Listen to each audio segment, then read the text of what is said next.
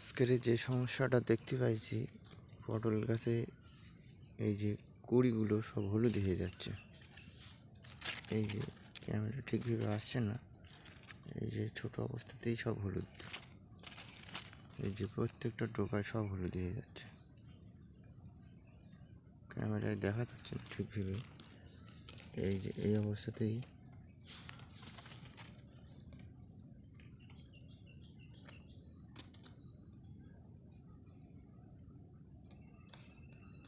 এই যে কুড়মি, ছোট ছোট কুড়মি, এরকম অবস্থাতেই সবগুলো গাছে প্রায় একই অবস্থা, হলুদ হয়ে যাচ্ছে। আর একটা জিনিস যেটা পটল, এই যে আটা বার হচ্ছে, এই যে প্রায় পটলে আটা বার হচ্ছে একই অবস্থা।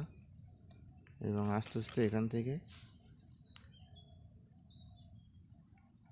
এই যে একটা পটল তুলে নিয়েছে, এই যে আটা বার হচ্ছে, এই যে এখানে আটা বার হচ্ছে, তারপরে এইগুলো আস্তে আস্তে হলুদ দিয়ে পুরো পটল নষ্ট হয়ে যাচ্ছে। যেমনটা এই একটা হয়ে গেছে এবং এই ভিতরে এই অবস্থা হয়েছে।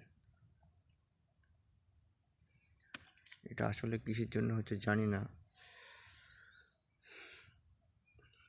আর ওই হলুদ হওয়ার জন্য কি করব, এটা আসলে ছত্রাক কি বোরনের অভাব জানি না, এবং এটা কোনো পোকার কারণে কি ছত্রাকের কারণে এটা জানি না, যদি একটু বলতেন।